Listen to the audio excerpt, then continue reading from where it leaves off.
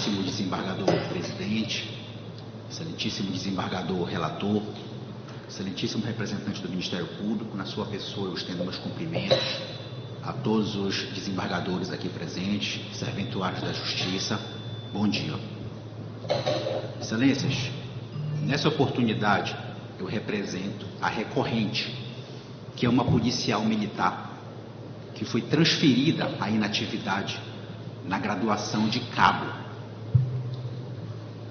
E essa transferência para a inatividade foi feita de forma completamente ilegal. E nós estamos aqui fazendo dois pedidos. Um pedido de nulidade dessa transferência para a reserva e o pedido de retorno desta militar ao serviço ativo. E basicamente, Excelência, a tese autoral é simples. Poderia a recorrente ser transferida para a reserva, para inatividade, por motivo de saúde, tendo o laudo da junta médica declarado-a apta para o serviço ativo?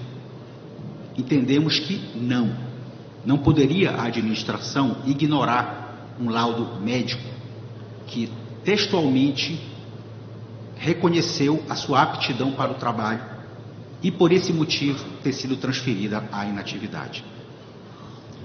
Mas para que haja uma maior compreensão de Vossas Excelências sobre esse caso, eu preciso fazer uma breve retrospectiva dos fatos. A recorrente, Excelências, ingressou nas fileiras da PM em março de 1989. Aproximadamente em 1997, ela experimentou um período de dificuldades pessoais por conta de uma separação conjugal. E ela apresentou alguns transtornos psicológicos nessa oportunidade e foi encaminhada para a Junta Médica de Saúde. Na Junta Médica de Saúde, Excelências, foi reconhecido que ela tinha um transtorno emocional e ela foi, no jargão popular, mandada para casa. Ela foi reformada.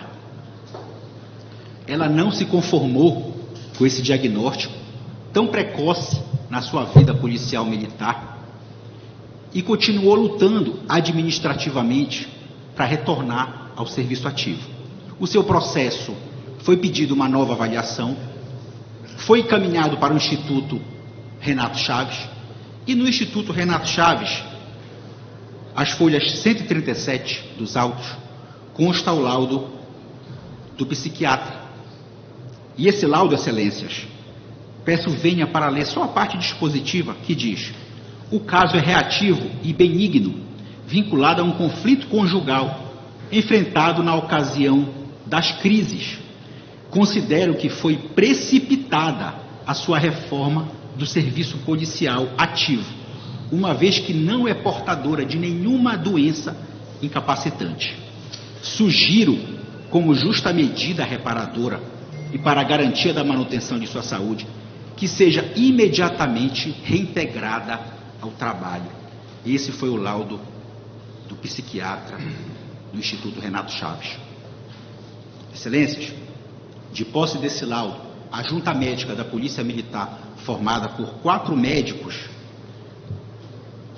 declarou a recorrente apta ao serviço ativo da Polícia Militar e ela foi reintegrada e voltou a trabalhar normalmente. Alguns anos depois, Excelências, em 2010, ainda na graduação de cabo, a recorrente tentou fazer o curso de formação de sargentos para que obtivesse a promoção dentro da carreira militar. Nessa ocasião, ela foi novamente encaminhada para a Junta Médica para poder fazer os exames de rotina, para que pudesse angariar sua graduação de sargento. Excelências, mais uma vez, a Junta Médica de Saúde pesou a mão contra a recorrente.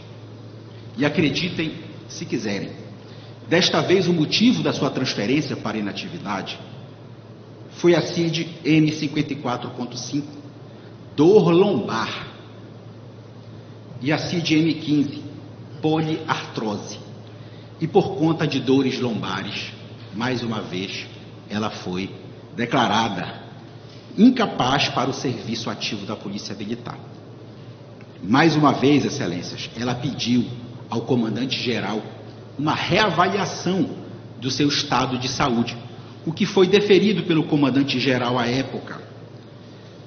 E ela refez vários exames que constam nos autos, dentre eles uma ressonância magnética, as folhas 154, que concluiu que ela tinha uma mera desidratação do disco intervertebral e um discreto abaulamento discal difuso. Todos sabemos, Excelências, que essas ocorrências são naturais. Desidratações de discos são comuns nessa faixa etária de todos nós, né? Então, Excelências, ela retornou de posse desses exames para a junta médica e, mais uma vez, a junta médica voltou atrás, reconheceu o erro e disse no laudo de folhas 37, nesta ocasião não foi evidenciado limitação física. Quando julgado apto, será revertido ao serviço ativo e empregado em atividade meio. Em consequência do acima exposto, entendemos que o processo de reforma atual contrapõe-se ao artigo 111 e, portanto, solicitamos o seu cancelamento. Veja, Excelências, a própria junta médica recomendou o cancelamento do processo de reforma.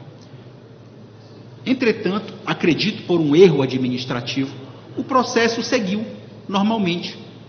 E na portaria de 8 de fevereiro de 2012, ela foi transferida à inatividade. E este ato aqui trouxe prejuízos materiais e extrapatrimoniais irreparáveis à autora. Por quê? Porque ela foi aposentada podendo prover meios. Ou seja, ela passou a receber um soldo proporcional ao tempo de serviço. Isso impactou numa redução na sua remuneração de mais de 50% à época, né? Sem falar nas promoções que ela deixou de experimentar ao longo desses mais de 10 anos, lutando para retornar ao serviço ativo. E nem cito, Excelências, os danos extrapatrimoniais e psicológicos que ela experimentou por conta de ter que readequar toda a sua vida a um novo padrão remuneratório e de estar há mais de 12 anos nessa situação. Então, Excelências, resumidamente, são esses os fatos, tá? Não poderia a Polícia Militar dar prosseguimento no seu processo de aposentadoria se havia laudos da junta médica declarando-a apta para o serviço ativo. Então, Excelência, são apenas 4 os motivos que embasaram a nossa apelação. Primeiro, que houve um erro da administração. Se o processo que deflagrou ela como inapta, ao mesmo tempo, esse mesmo processo que declarou-a apta deveria ter sido cancelado imediatamente o processo de reforma. Mas isso não ocorreu. Segundo, Excelências, a sentença de piso que nós estamos recorrendo, acreditem se quiserem, declarou que não havia prova da nulidade do processo de reforma. Como não havia prova? Excelências, as folhas 135 dos autos, parecer da junta médica da Polícia Militar, declarando a autora apta ao serviço ativo. As folhas 136, laudo do psiquiatra do Instituto Renato Chaves, que disse que foi precipitada a transferência dela para inatividade e que determinou e recomendou imediatamente o retorno dela ao serviço ativo, o que foi feito e cumprido. Ressonância magnética, as folhas 154, concluindo que ela tem uma mera desidratação discal e discreto abaulamento discal, o que não é, evidentemente, motivo para a sua aposentadoria. Laudo da Junta Médica da Polícia, as folhas 37, declarando que não há limitação física da recorrente e solicitando o cancelamento do processo de reforma, o que não aconteceu e acabou culminando na sua reforma. Teste de esforço físico da Clínica Porto Dias, as folhas 277 dos autos, concluindo comportamento clínico normal da recorrente, e outros laudos médicos que foram juntados mais recentemente e foram oportunizados ao Estado do Pará, o contraditório, mas que não houve resposta, ressaltando o bom estado de saúde da recorrente e sua plena aptidão ao retorno ao serviço ativo.